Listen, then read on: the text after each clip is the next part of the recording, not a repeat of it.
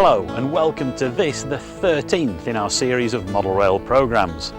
It's coming to you from the Isle of Man, which is one of my favourite railway locations on the entire planet. It's got lots of charm, especially here at the Victorian Steam Railway. It's a very picturesque island, and on a clear day you can actually see it from the English Lake District.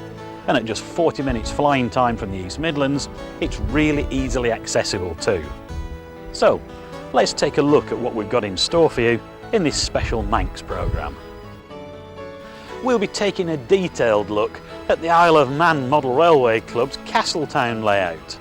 But we'll also take time out to take in a few of the island's marvellous railway sites, including an exclusive look at a brand new private line to add to the island's already diverse railway history.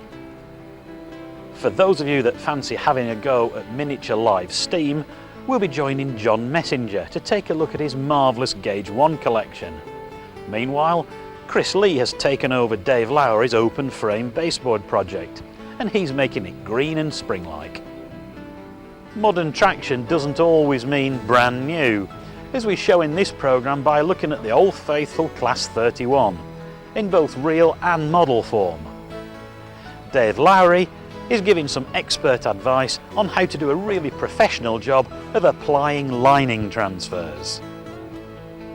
We've got some great archive footage of the Riddles Britannia Pacifics and the much loved Somerset and Dorset 280s. In our review section, we take a look at Bachmann's marvellous new Crab 260 and Hornby's absolutely superb new Pullman cars, complete with working table lamps.